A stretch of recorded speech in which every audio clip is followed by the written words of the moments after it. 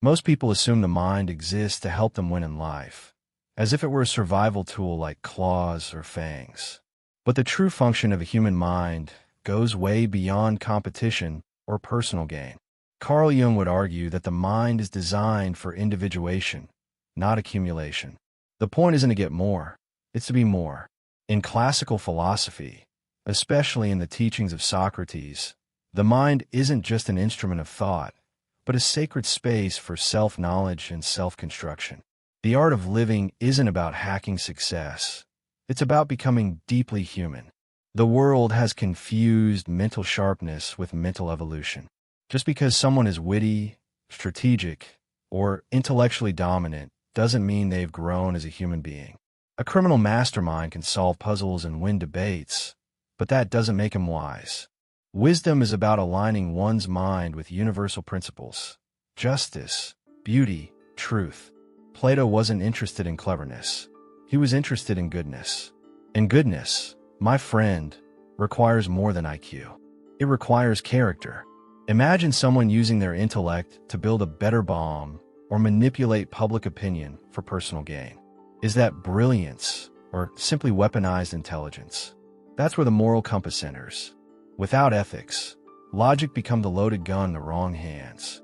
Altruism, not selfishness, is the direction real thought should flow toward. If your mind isn't making you kinder, more honest, more aware, then it's probably not doing its job. And trust me, there's no cheat code for that. A truly developed mind doesn't ask, "How can I win?" It asks, "How can I serve?" This is the real art of living. Not building your empire, but building your soul. Reading the Kybalion, studying Eastern traditions, or reflecting on Socratic dialogues isn't some hobby for monks. It's a blueprint for evolving from Homo sapiens into Homo religiosus, the spiritually awakened human. You start to see karma not as punishment, but as feedback, the mind learning through consequence. And here's the paradox. The more you aim to be useful to others, the more powerful your mind becomes. Not in the Machiavellian sense, but in the metaphysical one. The logic mind finds clarity in self-reflection. Emotional intelligence sharpens through real connection. And in this journey, the goal isn't efficiency, it's transformation. Just like the mind opens doors to the world outside, it must first open the gates to the world within. Which leads us to a critical warning. Mind and selfishness, a critical warning. Here's the trap. The sharper your mind, the easier it is to lie to yourself and call it strategy. When people start using their intelligence for selfish ends, they don't become more powerful. They become more enslaved. That's not evolution. That's karmic regression. Carl Jung warned that the unconscious gets darker the more we inflate the ego. The mind, when misused, doesn't liberate, it imprisons. You think you're progressing, but really, you're just decorating your own cage with gold. The mind isn't just a tool, it's an amplifier. If you feed it petty desires, it will turn them into obsessions. If you feed it noble aims, it will transform you into something astonishing. But here's the catch. When the mind is driven by selfishness, it makes your instincts smarter, not purer. You become more cunning, more calculating, more manipulative, but not more human. It's like giving a wild animal a GPS. It'll find the prey faster, but it's still hunting from the same primitive place. We've all seen it. People who look successful on the outside but are emotionally bankrupt inside. They use their mind to dominate, seduce, or control. And yet, they're empty. They suffer. Because the deeper you entangle the mind in egocentric goals, the more isolated it becomes from the higher self. That's when suffering kicks in, the spiritual hangover of ignoring your divine design. You don't feel guilt from morality. You feel karma reminding you that you've missed a point. Ever heard the term high-tech amoeba? That's what we become when we evolve intellectually, but not ethically. We retain the instincts of survival, greed, lust, pride, but now we have better tools. The result? Corporate corruption, systemic exploitation, technological addiction. It's all just the kama manas running the show, a desire-driven mind playing with dangerous toys. The solution isn't to fear the mind, but to guide it, to place it in service of a greater ideal. So let's pause and ask, who's really in charge? Is your mind a servant of your highest self, or a clever puppet of your lower drives? That distinction shapes everything. Your relationships, your inner peace, your destiny. It's not about silencing the mind, but steering it. Because until you reclaim it from selfishness, every thought is just a more elaborate distraction. And that takes us right to the heart of what human potential really means. True definition of human potential. You've probably been told that potential means talent, the ability to speak well, earn more, or outperform others. But that's not potential, that's performance. True human potential isn't about being impressive, it's about being aligned. Aligned with what, you ask? With universal principles, truth, justice, beauty, unity. The ancient Greeks understood this. Plato wasn't measuring intelligence by cleverness, but by how close your mind walked in harmony with the good. And that's a completely different standard. To reach the summit of mental evolution, one must first abandon the ladder of ego. The real challenge is not in acquiring more thoughts, but in refining them. A rational animal may win arguments, but a human being seeks wisdom. Carl Jung spoke of individuation as the path to embodying the self, the archetype of wholeness. That path isn't about outsmarting the world, but about dissolving the fragments within. The goal isn't to conquer others, but to reintegrate the divided parts of our psyche into unity. Imagine someone mastering 5 languages, decoding quantum theory, and building a tech empire, yet unable to treat others with kindness, patience, or humility. Is that what we call potential? Or is that just intelligence without soul? The art of living demands more.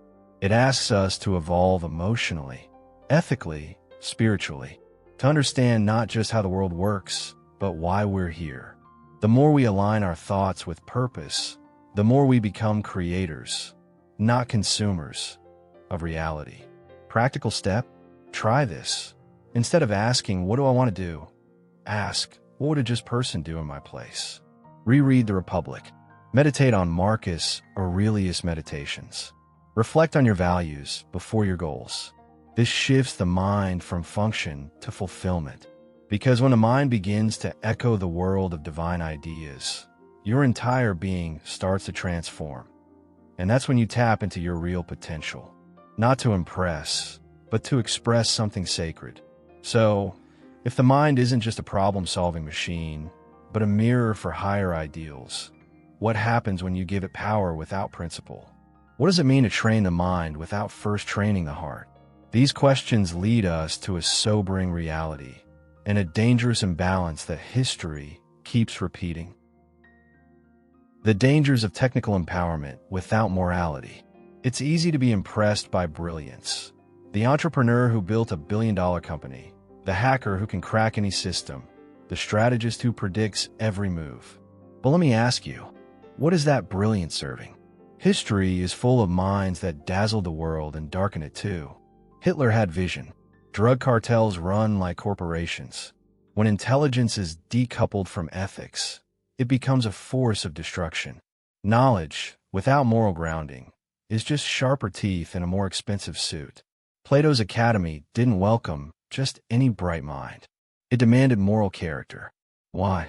Because power without conscience is toxic. Imagine giving a toddler a flamethrower. That's the modern world's obsession with skills over substance. When you train the mind without shaping the soul, you raise predators, not philosophers. Carl Jung saw this clearly. The shadow grows stronger the more intelligence refuses to look inward. The mind becomes an accomplice to destruction when it forgets its role as servant of the good. Think of it in today's world. A marketing genius manipulates millions to consume what they don't need. A coder develops addictive algorithms that hijack attention. A financial prodigy designs systems that collapse economies. These aren't villains in comic books. They're everyday people using mental tools for personal gain without spiritual awareness. The danger isn't the tool, it's the intent. It's kama manas empowered without higher direction. a mind addicted to cleverness, blind to consequence. So how do we flip the switch? By embedding moral purpose into every learning process. Technical training should never be separate from character development. If you're learning business, study ethics. If you're mastering law, study justice. If you're learning psychology, study compassion. Read the Kybalion, the Bhagavad Gita, or letters from a Stoic.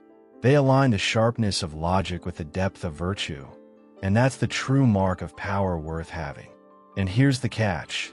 The smarter you are, the easier it becomes to fall into sophistry, the next danger that has turned many brilliant minds into masters of illusion rather than illumination.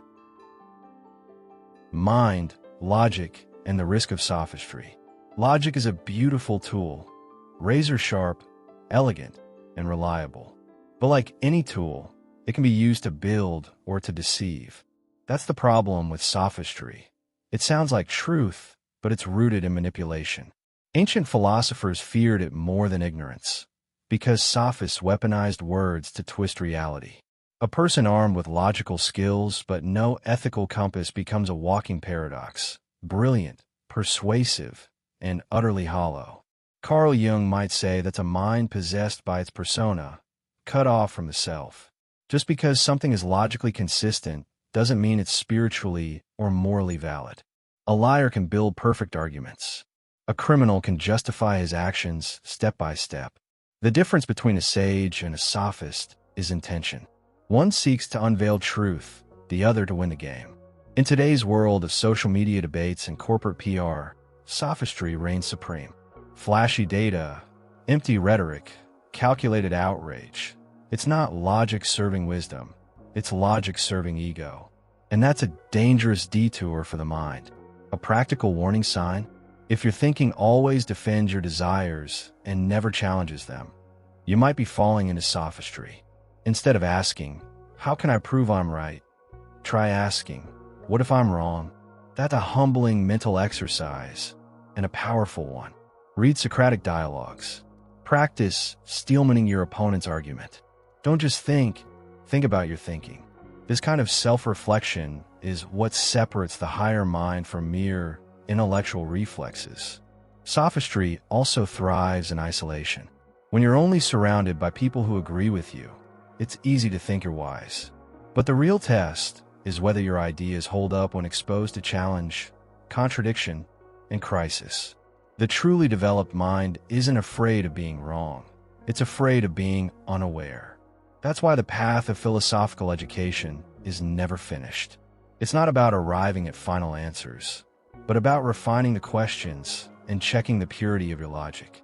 And while even animals can learn logic to a degree, there's a realm of questioning they'll never reach.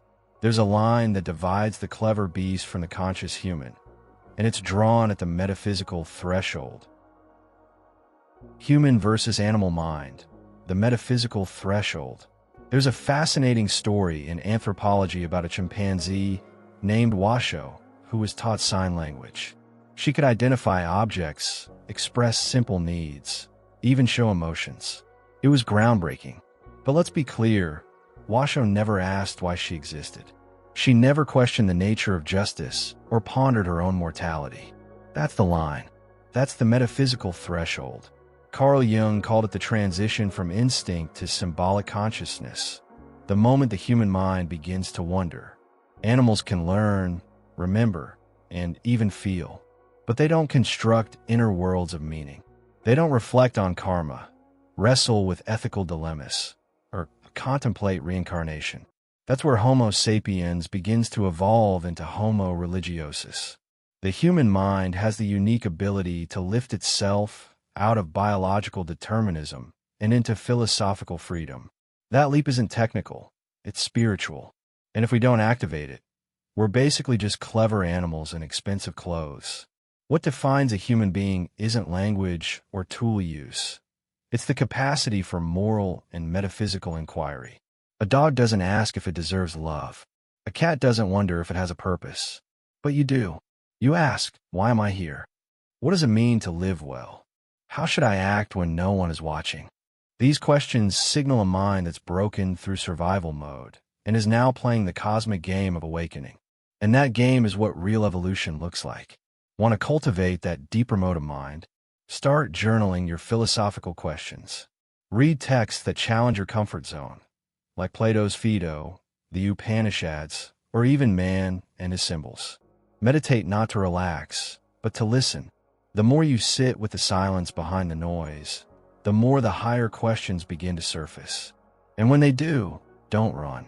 They're not distractions. They're doorways to becoming fully human. Still, even this questioning mind can go two ways. It can aim toward the stars or sink into the swamp. That duality has a name in Eastern traditions, and it's the dance of Kama Manas, the next chapter in this journey. Kama Manas and the two directions of the mind. In Eastern philosophy, there's a term that perfectly captures the split in the human psyche, Kama Manas. It describes the desire mind, that part of us constantly pulled by emotions, cravings, ambitions. It's not evil, just undeveloped. Carl Jung might call it the unconscious ego still clinging to the shadow. But here's the twist. The same mind that craves also has the power to rise. That's where the higher mind enters, the part rooted in principles, not passions. The battlefield between these two defines your spiritual evolution. Ever try to meditate, but ended up planning dinner instead? That's Kama Manas in action. It pulls your focus down to what feels urgent, not what's important. And yet, when you've had those rare moments of clarity, reading a line from the Kybalion, feeling awe before a sunset, sacrificing comfort for justice, that's the higher mind breaking through. The same mental energy fuels both, but one leads to fragmentation, the other to integration. The question isn't how much mind you have, it's what direction it's facing. This is why training the mind without refining the heart is pointless. You can teach someone to concentrate, analyze, memorize, and still have them serving nothing but their own desires. But if you align that same mind with fraternity, justice, and spiritual consciousness, it becomes a bridge to the divine. The art of living is really the art of choosing the higher over the lower, moment by moment, thought by thought. The mind isn't the enemy, but left unchecked, Kama Manas runs the show like a drunken king. Practical shift? Try using "would this thought elevate me or enslave me" as a filter. Read Bhagavad Gita, where Arjuna learns that the real battle is internal, between duty and fear, principle and desire. Practice Tradak to strengthen focus, but don't stop there. Ask yourself why you're training your mind. Is it to dominate or to serve? Kama Manas can fuel the ego, but the higher mind builds character, and that's the real game changer. And once you start making that distinction, you begin to see how most of what we call rational is just instinct wearing a suit. So let's explore what separates a rational animal from a true human being. The distinction between rational animals and true humans. Just because someone is rational doesn't mean they're human, not in the philosophical sense. Rationality, when used to serve appetite, is just a more efficient animal instinct. A person who manipulates others to get what they want is still operating from survival mode, only with fancier tools. Carl Jung warned that unless we confront our lower nature, it hijacks our intelligence. The real mark of a human being isn't how fast they think, it's how nobly they choose to live. Character building, then, is not about pretending to be good. It's about transforming what you want. Taste, yes, even emotional taste, must be re-educated. You can't crave fast food and expect to develop a taste for truth. The mind must be trained to desire the beautiful, the good, the just. And that takes work. Spiritual evolution isn't passive. It demands a conscious effort to raise the emotional frequency of our inner life. It's not about denying pleasure, but about elevating it. Think of your desires as a garden. If left wild, weeds grow. But if you cultivate it, pull out the lower impulses and plant noble ideals, you start to enjoy better fruits. Real joy, real connection, real meaning. Reading The Art of Living by Epictetus or meditating on Plato's Symposium begins to rewire what the soul longs for. The more you taste higher values, the less attractive petty cravings become. That's what emotional refinement looks like in action. But don't expect overnight change. This is slow alchemy. One choice at a time, you sculpt a new self. One habit at a time, you rewire the architecture of your desires. Eventually, the fire that once fueled selfishness now fuels service. The rage that once shattered becomes courage. And this shift from instinct to ideal is the very essence of becoming a true human. Not just Homo sapiens, but a conscious participant in divine evolution. But how does this transformation really happen? What bridge allows the mind to grasp eternal truths while still acting in a temporary world? The answer lies in Plato's most powerful contribution, the theory of ideas. Plato's theory of ideas and the role of mind. Plato dropped a philosophical bombshell when he said this world isn't the real one. It's just a shadow of a deeper, purer reality. According to his theory of ideas, everything beautiful, just, or true here is just a dim reflection of eternal forms. And what tool did he say could reach those forms? The mind. Not the mind chasing comfort or status, but the part disciplined enough to contemplate the invisible. Carl Jung would call this the bridge between consciousness and archetype, the mind reaching toward the self. The mind, then, isn't meant to merely analyze what's in front of it. It's built to remember the eternal, to pull divine ideas into the mud of the material world. That's what true creation is. Not inventing something new, but giving form to what already exists in the higher realms. When an artist paints truth or a leader embodies justice, they're not being clever. They're being receptive. The mind becomes a vessel, not a generator, a mirror for the world of ideas. You can see this in people who radiate something timeless. They don't just speak well, they move you. Their actions feel rooted in something ancient, sacred, unshakable. That's no accident. It's mind aligned with eternal blueprint. The soul recognizes it instantly. And this is the real path of spiritual consciousness, to become an instrument for translating the invisible into the visible, the potential into reality. That's evolution, not new tech, but new virtue manifesting through the mental plane. Want to try this for yourself?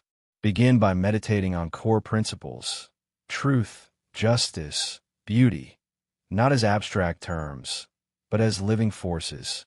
Read Plato's Phaedrus or the Enneads by Plotinus. When facing a decision, don't ask, what do I want? Ask, what does this situation ask of me in terms of universal good? That shifts your whole mindset. You stop operating from instinct and start functioning as a conscious agent of the divine ideas. And yet, even if you align with these ideals, there's still a danger. You don't live in a vacuum. Every mind swims in a collective pool of thoughts, a sea of influences that can distort your signal if you're not aware. So how do we hold our individual flame without it getting snuffed by the collective wind? That's the next step. The collective mental pool and personal identity.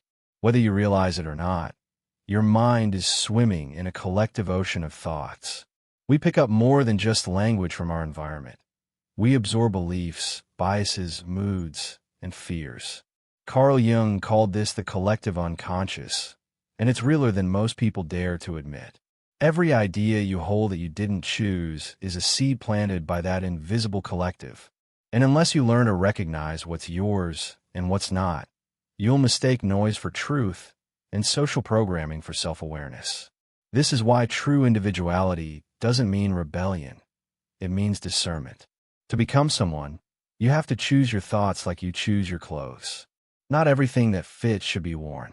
Your mental identity must be defined consciously, or it will be shaped accidentally.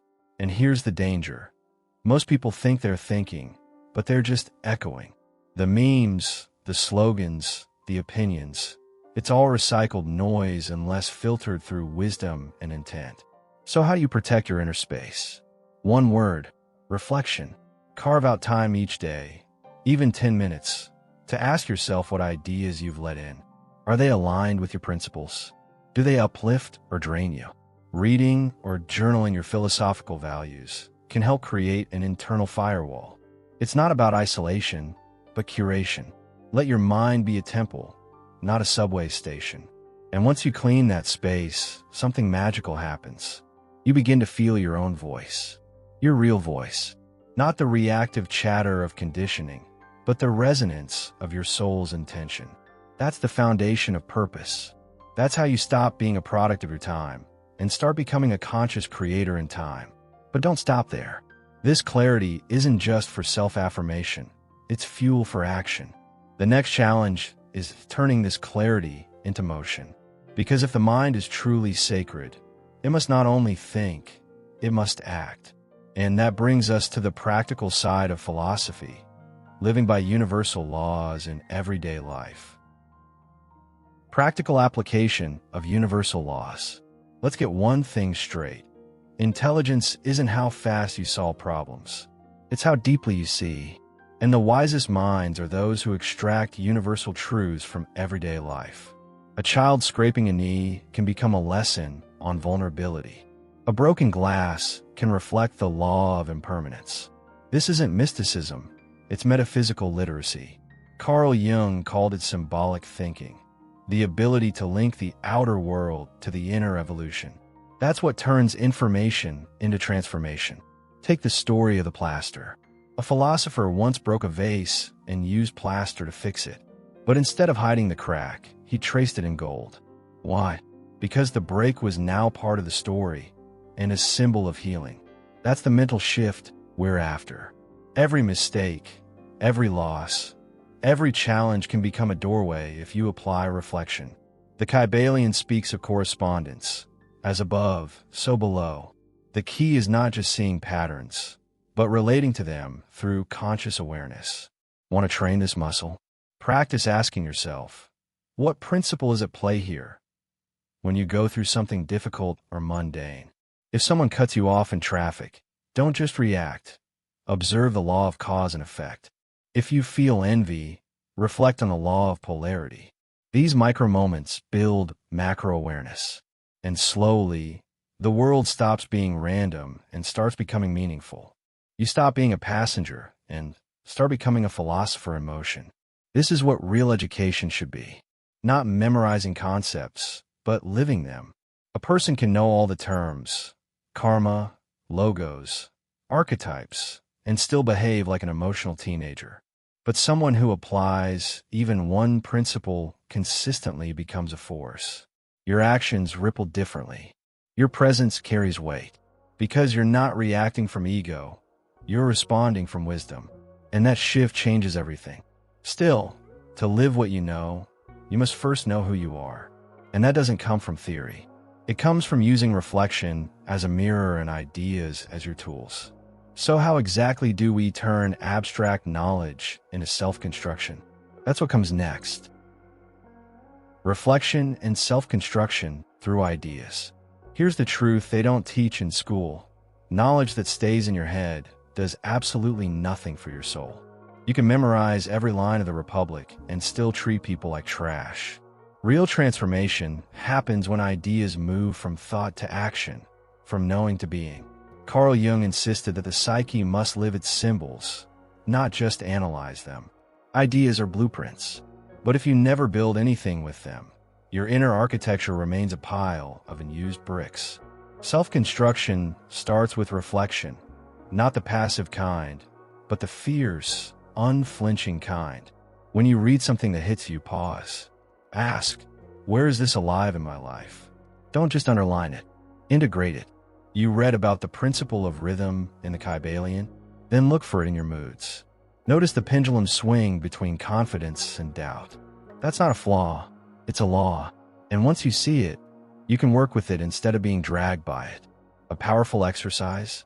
End your day by writing down one idea that you encountered and one way you lived or violated it.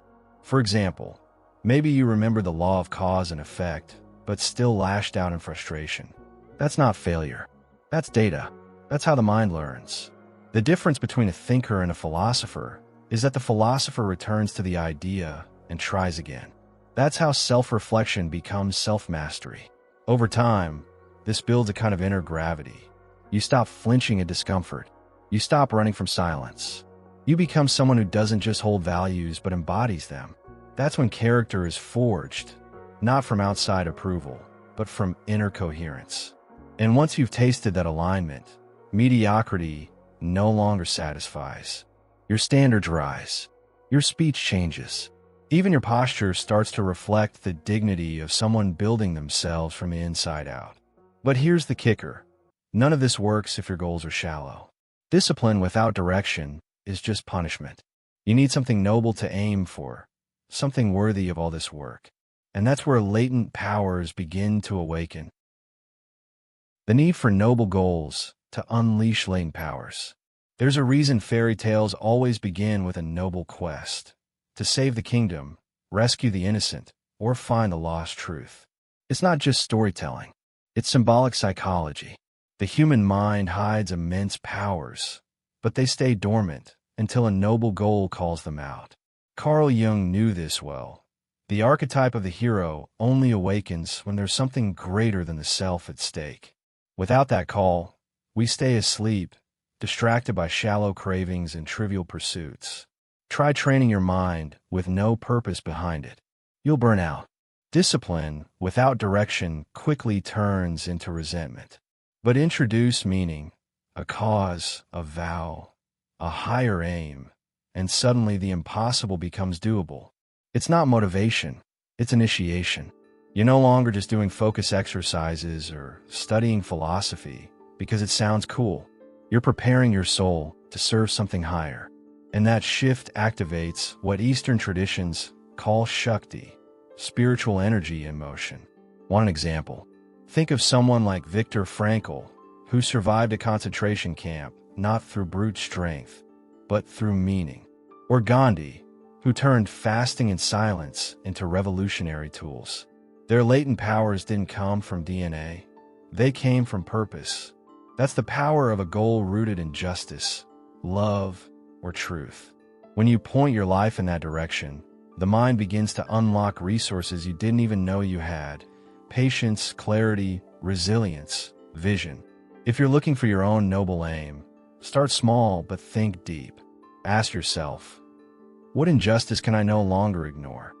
What kind of presence do I want to be in this world? Maybe it's teaching, healing, protecting, building. The point isn't to save the world in one shot. It's to orient your mind like a compass to the North Star. Once you've done that, even your flaws become tools. Your pain becomes fuel. Your past becomes training. And with that compass set, you'll need tools to keep walking the path. Noble goals light the fire, but it's concentration and mental mastery that keep it burning. So how do you train your focus to serve your higher purpose? That's where we head next. Concentration techniques and mental mastery. Most people think concentration is about narrowing your attention, but real concentration, the kind that reshapes your character, is about aligning the mind with your highest aim and holding it there. It's the inner silence behind the noise, the clarity that doesn't blink when the world screams. Carl Jung saw mental discipline as essential for individuation, not just for productivity. You're not training to be efficient. You're training to become someone. And that makes all the difference. One of the most ancient techniques to develop this is tratak, a practice of gazing at a single object, like a candle flame, without blinking. Sounds simple, right? But try it for 5 minutes. Your mind will rebel, your eyes will water, your focus will scatter. That's the point. The goal isn't to win, it's to observe where your mind runs. Every distraction is a mirror, and every time you return to the flame, you're building spiritual muscle, not to silence thought, but to direct it with will. But remember, techniques are not magic. They only work when fused with purpose. You can practice tratak and still be a selfish jerk if you're not aiming at inner growth. The Kybalion says, "The lips of wisdom are closed, except to the ears of understanding." In other words, the method is nothing without the meaning. So tie your focus to your values. Meditate on justice while holding your breath. Recite sacred texts, not just for rhythm, but for resonance. That's where the transformation begins. Want a practical routine? Start with 5 minutes of silent breathing each morning, visualizing the virtue you want to embody that day: courage, humility, clarity. Then do 10 minutes of focused reading on a work like Meditations or Dhammapada. Close with a single question. How will I bring this into the world today? That's not just mental training. It's philosophical ritual. And rituals, when done with intent, shape identity faster than habit alone. And once your mind begins to stabilize, your aura begins to radiate. Yes, your internal state doesn't just stay inside. It touches everything around you. The next step isn't just inner mastery. It's becoming a positive mental force in the lives of others. Positive mental influence and building an aura. You felt it before. You walk into a room and instantly sense someone's energy. Maybe they didn't speak a word, but their presence shifted the space. That's aura.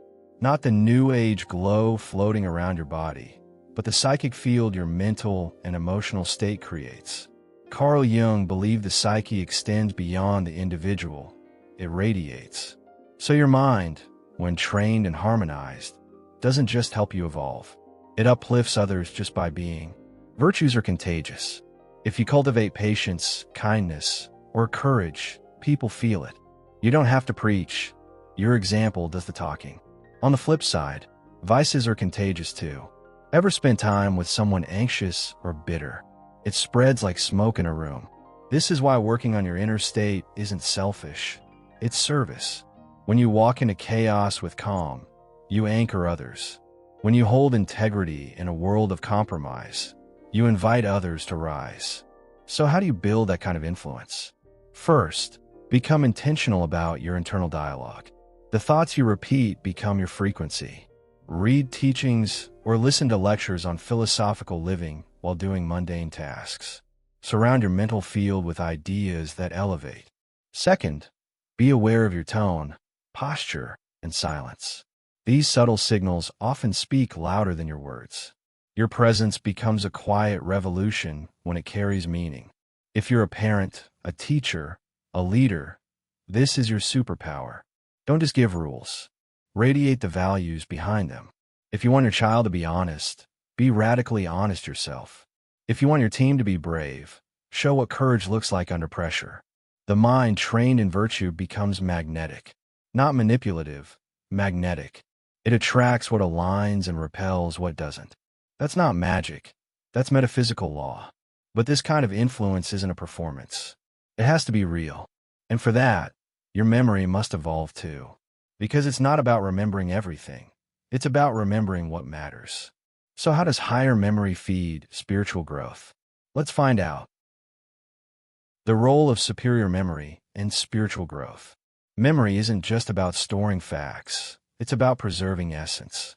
Carl Jung believed that what we truly remember isn't the data of our lives, but the emotional and symbolic juice of our experiences.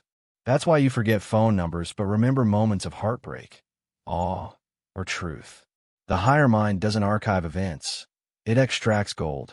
And this spiritual memory becomes the soil for future growth. The richer it is, the deeper your roots. Think about it. You've probably had experiences that changed you forever. Maybe it was a book that broke you open, a person who spoke truth when you needed it most, or a failure that finally taught you humility. These are what Plato called golden seeds, lessons so deep they echo across lifetimes. The trivial fades, but the true remains. And spiritual evolution is about harvesting these insights, not just collecting more experiences. So how do you build this kind of memory? By living intentionally. Don't just go through life, digest it. At the end of each week, write down 3 lessons you felt, not just learned. Revisit them. Meditate on them. Reflect as if your soul is taking notes. This is more than journaling. It's building your soul's library. Over time, these reflections become your compass. They guide decisions, reveal patterns, and remind you of who you're becoming. A powerful practice. Keep a book of essence, a journal where you only write insights that truly shook you. Not quotes, but inner realizations. Read it monthly. Watch how your mind begins to filter the world differently. Not for novelty, but for truth. This is how your historical memory becomes spiritual fuel. You stop chasing stimulation and start seeking meaning. And in that shift, The mind becomes a transmitter of wisdom, not just a receiver of noise. But where do these insights really come from? What's the source of a seed before it even sprouts in your mind? To answer that, we have to zoom out, way out, to the plane where everything begins, the mental plane itself. Everything begins on the mental plane. Long before anything exists in the physical world, it begins in the mind. That's not just a poetic idea, it's a metaphysical law. Ancient traditions like those of Egypt, India, and Greece all taught that reality unfolds from thought. Plato believed the world of ideas was more real than the material world. The Kybalion calls it the principle of mentalism. All is mind. Carl Jung echoed this in his work with the unconscious, showing how inner images and symbols shape not just personal behavior, but external events. In other words, everything you experience started as a mental seed. Think of your thoughts like blueprints. If you fill your mind with fear, resentment, and chaos, your life will reflect that. If you fill it with clarity, purpose, and universal principles, you'll begin to construct a life that mirrors those ideals.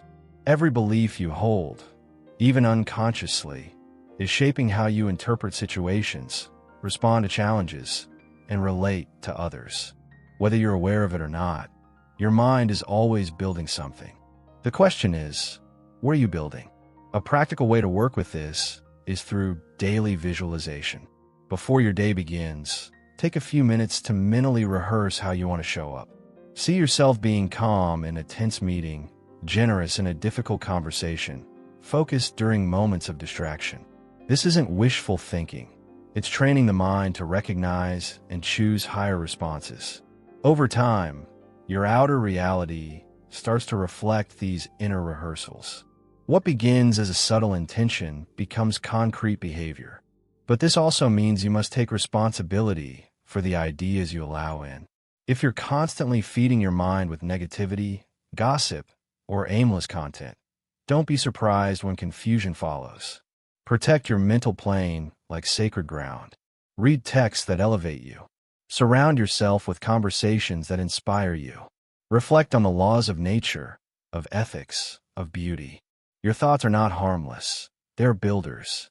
They create emotional climates, mental structures, and spiritual direction. So the next time you feel stuck or overwhelmed, don't just look outside. Look at the architecture of your thoughts. Because the life you're living is the house your mind designed. And if you want to build something better, you must start with a better blueprint. But what does it really mean to live philosophy?